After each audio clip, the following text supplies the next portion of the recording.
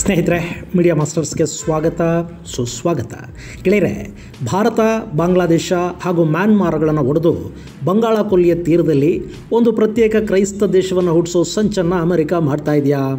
ಇಂಥದ್ದೊಂದು ಅನುಮಾನಕ್ಕೆ ಕಾರಣ ಆಗ್ತಾ ಇರೋದು ಮೊನ್ನೆ ಬಾಂಗ್ಲಾದೇಶದ ಪ್ರಧಾನಿ ಶೇಖ್ ಹಸೀನಾ ಹೇಳಿರೋ ಮಾತುಗಳು.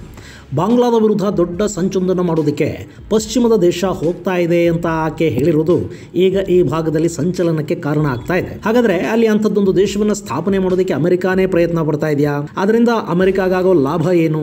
ಬಾಂಗ್ಲಾ ಮ್ಯಾನ್ಮಾರ್ ಗಡಿಯಲ್ಲಿ ಪ್ರತ್ಯೇಕ ದೇಶ ಹುಟ್ಟಿದರೆ ಭಾರತಕ್ಕಾಗಲಿರುವ ಸಮಸ್ಯೆ ಏನು ಅನ್ನೋ ಬಗ್ಗೆ ಒಂದಷ್ಟು ಮಾಹಿತಿಯನ್ನು ನಾವಿಲ್ಲಿ ನೋಡೋಣ.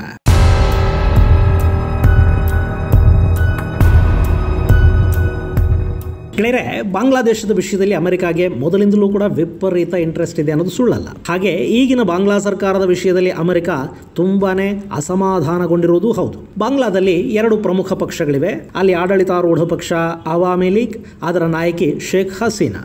ಆಕೆ ಬಂಗಬಂಧು ಬಾಂಗ್ಲಾ ವಿಮೋಚಕ ಶೇಖ್ ಮುಜಿಬುರ್ ರೆಹಮಾನ್ ಅವರ ಮಗಳು. ಹಾಗೆ ಅಲ್ಲಿ ಇನ್ನೂ ಒಂದು ಪಕ್ಷ ಬಾಂಗ್ಲಾ ನ್ಯಾಷನಲಿಸ್ಟ್ ಪಾರ್ಟಿ, ಅದನ್ನು ಸ್ಥಾಪಿಸಿದ್ದು ಜಿಯಾ ಉರ್ ರೆಹಮಾನ್. ಈತನ ಪತ್ನಿ ಖಲೀದಾ ಜಿಯಾ ಈಗ ಆ ಪಕ್ಷದ ನೇತೃತ್ವವನ್ನು ವಹಿಸಿಕೊಂಡಿದ್ದಾರೆ. ಆಕೆ ಕೂಡ 3 ಬಾರಿ ಬಾಂಗ್ಲಾದ ಪ್ರಧಾನಿಯಾಗಿದ್ದರು. ಈಗ ಭ್ರಷ್ಟಾಚಾರದ ಆರೋಪದಲ್ಲಿ ಆಕೆ ಜೈಲಲ್ಲಿದ್ದಾರೆ. ಇನ್ನು ಶೇಖ್ ಹಸೀನಾ 4ನೇ ಬಾರಿ ಬಾಂಗ್ಲಾದ ಪ್ರಧಾನಿಯಾಗಿದ್ದಾರೆ. ಹಸೀನಾ ತಂದೆ ಮುಜಿಬುರ್ ರೆಹಮಾನ್ ರಷ್ಯಾ ಜೊತೆ ನಂಟನ್ನು ಹೊಂದಿದ್ರು. ಪಾಕಿಸ್ತಾನದ ಜೊತೆ ಅಮೆರಿಕ ಇದ್ದ ದಿನಗಳಲ್ಲೇ ಭಾರತ ಪ್ರತ್ಯೇಕ ಬಾಂಗ್ಲಾದೇಶ ಹುಟ್ಟು ಹಾಗೆ ಮಾಡ್ತು ಮತ್ತು ರಷ್ಯಾ ಅದಕ್ಕೆ ಸಹಾಯವನ್ನು ಕೂಡ ಮಾಡ್ತು. ಹಾಗೆ ಮುಜಿಬುರ್ ರೆಹಮಾನ್ ಹಾಗೂ ಅವರ ಇಡೀ ಕುಟುಂಬದ ಹತ್ಯೆಗೆ ಅಮೆರಿಕ ಸಹಾಯ ಮಾಡ್ತು. ಅದರ ಹಿಂದಿದ್ದ ಸೇನಾಧಿಕಾರಿ ಜಿಯಾ ಉರ್ ರೆಹಮಾನ್ಗೆ ಹಾಗೂ ಆತನ ಸಾವಿನ ನಂತರ ಆತನ ಪತ್ನಿಯ ಬೆಂಬಲಕ್ಕೆ ಕೂಡ ಅಮೆರಿಕಾನೇ ನಿಂತ್ಕೊಳ್ತು. ಹೀಗಾಗಿ ಶೇಖ್ ಹಸೀನಾ ಅಮೆರಿಕ ಜೊತೆ ಅಂಥ ಉತ್ತಮ ಬಾಂಧವ್ಯವನ್ನು ಹೊಂದಿಲ್ಲ. ಆಕೆ ರಷ್ಯಾ, ಭಾರತ ಮತ್ತು ಚೈನಾದ ಜೊತೆಗೆ ಕೂಡ ಒಂದು ಸ್ನೇಹವನ್ನು ಇಟ್ಕೊಂಡಿದ್ದಾರೆ. ಅದನ್ನು ಅಮೆರಿಕ ಸಹಿಸೋದಿಲ್ಲ. ಸ್ನೇಹಿತರೆ, ಮೊನ್ನೆ ಕೂಡ ಬಾಂಗ್ಲಾ ಚುನಾವಣೆಯಲ್ಲಿ ಅವಾಮಿ ಲೀಗ್ ಗೆಲ್ಲೋದು ಬೇಡ ಅಂತ ಅಮೆರಿಕ ಬಯಸ್ತಾ ಇತ್ತು. ಅಲ್ಲಿ ಸರ್ಕಾರವನ್ನು ಬದಲಾಯಿಸೋದಕ್ಕೆ ಚುನಾವಣೆಗೂ ಸಾಕಷ್ಟು ಮೊದಲೇ ಅವರು ಪ್ರಯತ್ನ ಕೂಡ ಮಾಡಿದರು. ಆದರೆ ಪಾಕಿಸ್ತಾನದಲ್ಲಿ ವರ್ಕೌಟ್ ಆದಷ್ಟು ಸಲೀಸಾಗಿ ಅಮೆರಿಕಾದ ಸ್ಟ್ರಾಟಜಿ ಬಾಂಗ್ಲಾದಲ್ಲಿ ಕೆಲಸ ಮಾಡಲಿಲ್ಲ. ಅಲ್ಲಿ ಮತ್ತೆ ಶೇಖ್ ಹಸೀನಾನೇ ಆರಿಸಿ ಬಂದರು.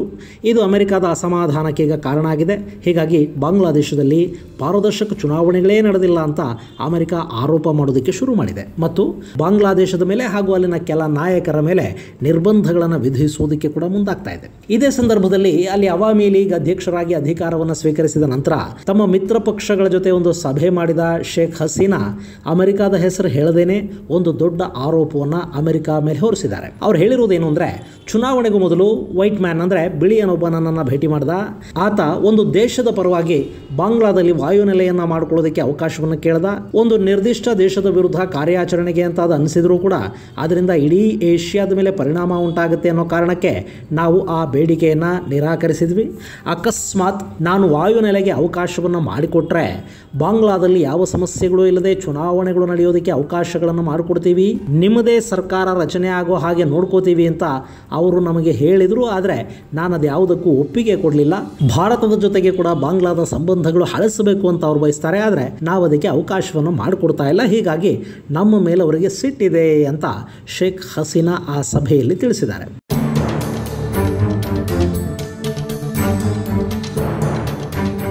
ಆದರೆ ಆ ಬಿಳಿಯ ಯಾರು, ಅವರು ಅಂದರೆ ಯಾರು ಅನ್ನೋದನ್ನು ಆಕೆ ನೇರವಾಗಿ ಮತ್ತು ಖಚಿತವಾಗಿ ಏನನ್ನೂ ಹೇಳಿಲ್ಲ. ಆದರೂ ಹಸೀನಾ ಅವರ ಮಾತುಗಳು ಅಮೆರಿಕಾನ ಉದ್ದೇಶಿಸಿನೇ ಹೇಳಲಾಗಿವೆ ಅನ್ನೋದು ಸುಲಭವಾಗಿ ಅರ್ಥ ಆಗುತ್ತೆ. ಗೆಳೆಯರೆ, ಇಲ್ಲಿ ಶೇಖ್ ಹಸೀನಾ ಹೇಳ್ತಿರೋ ಹಾಗೆ ಅಮೆರಿಕಾಗೆ ವಾಯುನೆಲೆಯ ಅಗತ್ಯ ಅಲ್ಲಿದೆಯಾ? ಖಂಡಿತ ಇದೆ. ಯಾಕೆಂದರೆ ಚೈನಾ ಈಗ ಅಮೆರಿಕಾದ ನೇರ ಶತ್ರು. ಚೈನಾ ವಿರುದ್ಧ ಈಗಾಗಲೇ ಇಂಡೋ ಪೆಸಿಫಿಕ್ಕಲ್ಲಿ ಅಮೆರಿಕ ಕ್ವಾಡ್ ಕೂಟವನ್ನು ರಚನೆ ಮಾಡಿದೆ. ಅದು ಸಾಲದು ಅನ್ನೋ ಹಾಗೆ ಅಮೆರಿಕ, ಆಸ್ಟ್ರೇಲಿಯಾ, ಜಪಾನ್ ಹಾಗೂ ಫಿಲಿಪೈನ್ಸ್ಗಳು ಸೇರಿ ಸ್ಕ್ವಾಡ್ ಅನ್ನೋ ಇನ್ನೂ ಒಂದು ಮಿಲಿಟರಿ ಕೂಟವನ್ನು ಕೂಡ ಮಾಡಿಕೊಂಡಿವೆ. ಅದರಲ್ಲಿ ಭಾರತ ಇಲ್ಲ. ಭಾರತದ ಜಾಗಕ್ಕೆ ಫಿಲಿಪೈನ್ಸ್ ಸೇರಿಕೊಂಡಿದೆ. ಇನ್ನು ತೈವಾನ್ ಬಳಿ ಹಾಗೂ ಫಿಲಿಪೈನ್ಸ್ ಬಳಿ ಕೂಡ ಅಮೆರಿಕ ತನ್ನ ಯುದ್ಧ ನೌಕೆಗಳನ್ನು ನಿಲ್ಲಿಸಿದೆ. ಅಲ್ಲಿ ಚೈನಾ ವಿರುದ್ಧ ಚೈನಾಗೆ ಅತಿ ಸಮೀಪದಲ್ಲಿ ಜಪಾನ್, ತೈವಾನ್ ಹಾಗೂ ಫಿಲಿಪೀನ್ಗಳು ಅಮೆರಿಕಾಗೆ ಸಾಥ್ ಕೊಡ್ತಾ ಇವೆ. ಹಾಗೆ ಬಂಗಾಳ ಕೊಲ್ಲಿಯಲ್ಲಿ ಹಾಗೂ ಚೀನಾದ ಭೂಗಡಿಗೆ ಹತ್ತಿರವಾಗಿ ಕೂಡ ಅಮೆರಿಕ ತನ್ನ ಶಕ್ತಿಯನ್ನು ಹೆಚ್ಚು ಮಾಡ್ಕೋಬೇಕು ಅಂತ ಬಯಸುತ್ತೆ. ಅದಕ್ಕೆ ಅವಕಾಶ ಇರೋದು ಭಾರತ ಹಾಗೂ ಬಾಂಗ್ಲಾಗಳ ಗಡಿಯಲ್ಲಿ.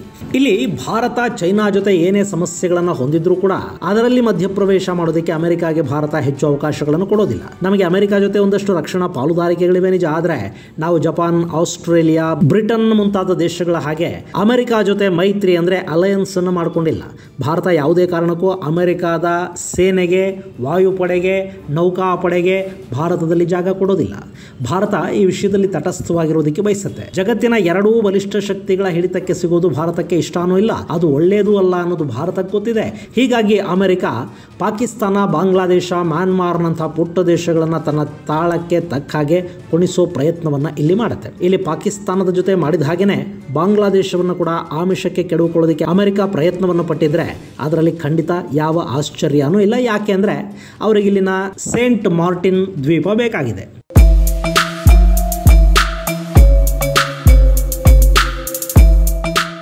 ಇಲ್ಲಿ ನೀವು ನೋಡ್ತಾ ಇದ್ದೀರಲ್ಲ, ಇದು ಸೇಂಟ್ ಮಾರ್ಟಿನ್ ದ್ವೀಪ. ಇದು ಕಾಕ್ಸ್ ಬಜಾರ್ ತೆಕ್ನಾಫ್ ಪೆನಿನ್ಸುಲಾದಿಂದ 9 ಕಿಲೋಮೀಟರ್ಗಳಷ್ಟು ದಕ್ಷಿಣಕ್ಕಿದೆ. ಬರೀ 3 ಚದರ ಕಿಲೋಮೀಟರ್ನಷ್ಟು ವಿಸ್ತೀರ್ಣವನ್ನು ಹೊಂದಿರುವ ದ್ವೀಪ ಇದು. ಇಲ್ಲಿ ಅಮೆರಿಕ ಒಂದು ನೌಕಾನೆಲೆ ಹಾಗೂ ವಾಯುನೆಲೆಯನ್ನು ಮಾಡಿಕೊಂಡ್ರೆ ಇಲ್ಲಿಂದ ಬಾಂಗ್ಲಾದೇಶದಲ್ಲಿನ ಚೈನಾದ ಹಿಡಿತಾ ಇರುವ ಚಿತಗಾಂಗ್ ಬಂದರಿನ ಮೇಲೆ ಹಾಗೆ ಮ್ಯಾನ್ಮಾರ್ನಲ್ಲಿ ಚೈನಾ ಅಭಿವೃದ್ಧಿಪಡಿಸಿರುವ ಕ್ಯಾವ್ಪ್ಯೂ ಬಂದರಿನ ಮೇಲೆ ಕಣ್ಣಿಡೋದಕ್ಕೆ ಅಮೆರಿಕಾಗೆ ಸುಲಭ ಆಗುತ್ತೆ. ಜೊತೆಗೆ ಇಲ್ಲಿಂದ ಚೈನಾ ಕೂಡ ತುಂಬ ದೂರ ಏನಿಲ್ಲ. ಮ್ಯಾನ್ಮಾರ್ನ ಈ ಭೂಪ್ರದೇಶವನ್ನಿಷ್ಟು ದಾಟಿಬಿಟ್ರೆ ಮಿಕ್ಕಿದ್ದೆಲ್ಲ ಚೀನಾನೇ.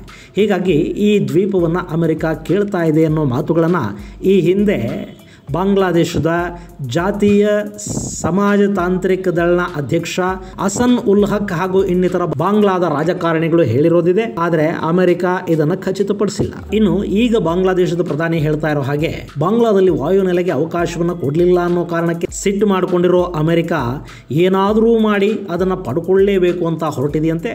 ಅದಕ್ಕಾಗಿ ಬಾಂಗ್ಲಾದೇಶದ ಚಿತಗಾಂಗ್ನಿಂದ ತೆಕ್ನಾಫ್ವರೆಗಿನ ಈ ಭೂಪ್ರದೇಶ ಅಂದರೆ ಇಲ್ಲಿ ನಮ್ಮ ತ್ರಿಪುರ, ಮಿಜೋರಾಂಗಳ ಕೆಳಗಿನ ಬಾಂಗ್ಲಾದೇಶ ಏನಿದೆ ಈ ಭೂಭಾಗವನ್ನು, ಹಾಗೆ ಮ್ಯಾನ್ಮಾರ್ನ ರಾಖೈನ್ ಸ್ಟೇಟನ್ನು ಮತ್ತು ಭಾರತದ ಮಿಜೋರಾಂ ಮತ್ತು ಮಣಿಪುರದ ಒಂದಿಷ್ಟು ಭಾಗಗಳನ್ನು ಸೇರಿಸಿ ಅಲ್ಲೊಂದು ಕ್ರಿಶ್ಚಿಯನ್ ದೇಶವನ್ನು ಹುಟ್ಟುಹಾಕೋ ಪ್ರಯತ್ನವನ್ನು ಅಮೆರಿಕ ಹಾಗೂ ಬ್ರಿಟನ್ಗಳು ಮಾಡ್ತಾ ಇವೆ ಅನ್ನೋದು ಬಾಂಗ್ಲಾದೇಶದ ರಾಜಕಾರಣಿಗಳು ಮಾಡ್ತಾ ಇರೋ ಆರೋಪ. ಇಲ್ಲಿ ಮ್ಯಾನ್ಮಾರ್, ಬಾಂಗ್ಲಾ ಹಾಗೂ ಭಾರತದ ಗಡಿಯಲ್ಲಿ ಈಗಾಗಲೇ ಸಾಕಷ್ಟು ಕ್ರೈಸ್ತ ಮಿಷನರಿಗಳು ಕೆಲಸ ಆರಂಭ ಮಾಡಿವೆ. ಅಲ್ಲಿನ ಹಿಂದೂ, ಮುಸ್ಲಿಂ ಹಾಗೂ ಬೌದ್ಧರನ್ನು ಮತಾಂತರ ಮಾಡೋ ಮೂಲಕ ಅಲ್ಲಿ ಕ್ರೈಸ್ತರ ಜನಸಂಖ್ಯೆಯನ್ನು ಹೆಚ್ಚು ಮಾಡಲಾಗ್ತಾ ಇದೆ. ಅವರ ಒಂದಷ್ಟು ಮಾಧ್ಯಮಗಳು ಈ ಭಾಗದಲ್ಲಿ ಕ್ರೈಸ್ತರ ಮೇಲೆ ದಬ್ಬಾಳಿಕೆಗಳು, ದೌರ್ಜನ್ಯಗಳು ಆಗ್ತಾ ಇವೆ ಅನ್ನೋ ಥರದ ಪ್ರಪಗಂಡಾ ಸುದ್ದಿಗಳನ್ನು ವ್ಯಾಪಕವಾಗಿ ಹರಡೋ ಕೆಲಸವನ್ನು ಮಾಡ್ತಾ ಇವೆ. ಅದಕ್ಕಾಗಿ ಅಮೆರಿಕಾದ ಮಿಷನರಿಗಳಿಂದ ಫಂಡಿಂಗ್ ಆಗ್ತಾ ಇದೆ ಅನ್ನೋ ಆರೋಪವನ್ನು ಕೂಡ ಬಾಂಗ್ಲಾ ಮಾಡ್ತಾ ಇದೆ.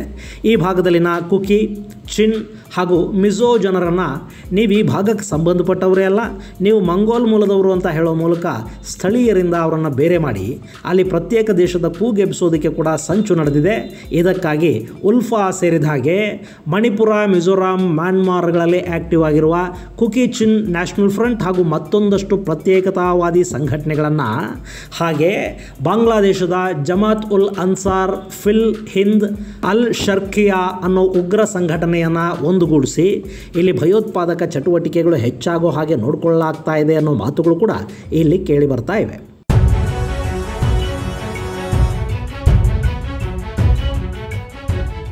ಹೇಗೆ ಈ ಹಿಂದೆ ಅಮೆರಿಕ ಪೂರ್ವ ತಿಮೋರ್ ಅನ್ನೋ ದೇಶವನ್ನು ರಚನೆ ಮಾಡ್ತೋ ಹಾಗೆ ಈಗ ಬಾಂಗ್ಲಾ, ಭಾರತ ಹಾಗೂ ಮ್ಯಾನ್ಮಾರ್ ಭೂಪ್ರದೇಶವನ್ನು ಒಡೆದು ಇನ್ನೂ ಒಂದು ಕ್ರಿಶ್ಚಿಯನ್ ದೇಶವನ್ನು ಬಂಗಾಳ ಕೊಲ್ಲಿಯಲ್ಲಿ ರಚನೆ ಮಾಡೋದಕ್ಕೆ ಪ್ರಯತ್ನಗಳು ನಡೀತಾ ಇವೆ ಅಂತ ಬಾಂಗ್ಲಾದ ಪ್ರಧಾನಿ ಶೇಖ್ ಹಸೀನಾ ಹೇಳಿದ್ದಾರೆ. ಗೆಳೆಯರೆ, ಇಲ್ಲಿ ಈಸ್ಟ್ ತಿಮೋರ್ ಅಂದರೆ ನೀವಿಲ್ಲಿ ಇಂಡೋನೇಷ್ಯಾದ ಬಳಿ ನೋಡ್ತಾ ಇದ್ದೀರಲ್ಲ, ಈ ಭೂಪ್ರದೇಶ ಇದನ್ನು ತಿಮೋರ್ ದ್ವೀಪ ಅಂತ ಕರೀತಾರೆ. ಇದು 1975ರವರೆಗೆ ಪೋರ್ಚುಗೀಸರ ಹಿಡಿತದಲ್ಲಿತ್ತು. ಆನಂತರ ಈ ದ್ವೀಪವನ್ನು ಇಂಡೋನೇಷ್ಯಾ ತನ್ನ ಕೈಗೆ ತಗೊಳ್ತು. ಇಂಡೋನೇಷ್ಯಾದಲ್ಲಿ 85% ಮುಸ್ಲಿಮರಿದ್ದಾರೆ. ಈ ತಿಮೋರ್ ಇದೆಯಲ್ಲ, ಇಲ್ಲಿ ಸುಮಾರು 1.3 ಮಿಲಿಯನ್ ಜನಸಂಖ್ಯೆ ಇದೆ. ಅದರಲ್ಲಿ 99% ಕ್ರೈಸ್ತರಿದ್ದಾರೆ. ಇಲ್ಲಿನ ಜನ ನಮಗೆ ಇಂಡೋನೇಷ್ಯಾದ ಆಡಳಿತ ಬೇಡ ಅಂತ ಪ್ರತಿಭಟನೆಗಳನ್ನು, ಪ್ರತ್ಯೇಕತಾವಾದಿ ಹೋರಾಟವನ್ನು ಕೈಗೆತ್ತಿಕೊಂಡ್ರು. ಅಲ್ಲಿ ಅಮೆರಿಕ ಮಧ್ಯಪ್ರವೇಶ ಮಾಡಿತು. 1999ರಲ್ಲಿ ಇದನ್ನು ಇಂಡೋನೇಷ್ಯಾದಿಂದ ಬೇರ್ಪಡಿಸಿ ಇಲ್ಲಿ ವಿಶ್ವಸಂಸ್ಥೆಯ ಮಧ್ಯಂತರ ಆಡಳಿತ ವ್ಯವಸ್ಥೆಯನ್ನು ಜಾರಿಗೆ ತರಲಾಯಿತು. ಅದಾದ 3 ವರ್ಷಗಳ ನಂತರ ಅಂದರೆ 2002ರಲ್ಲಿ ಈ ಈಸ್ಟ್ ತಿಮೋರ್ ಪ್ರತ್ಯೇಕ ದೇಶ ಆಯಿತು. ಅದೀಗ ಕ್ರೈಸ್ತ ದೇಶ.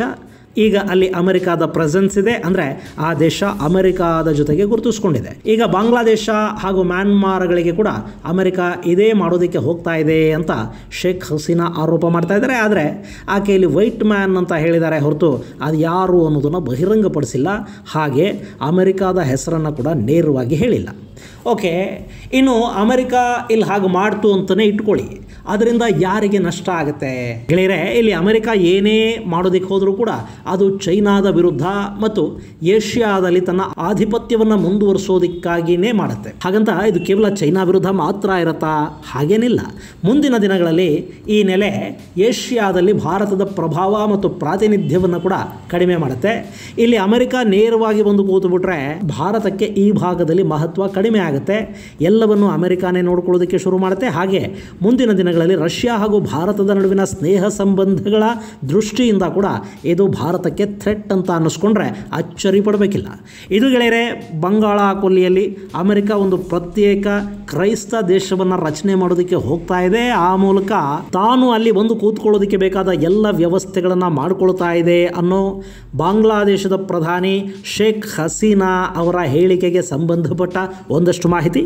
ಮುಂದಿನ ಸಂಚಿಕೆಯಲ್ಲಿ ಮತ್ತಷ್ಟು ವಿಶೇಷಗಳ ಜೊತೆ ಮತ್ತೆ ಭೇಟಿಯಾಗೋಣ. ಅಲ್ಲಿವರೆಗೆ ಜೈ ಹಿಂದ್, ಜೈ ಕರ್ನಾಟಕ.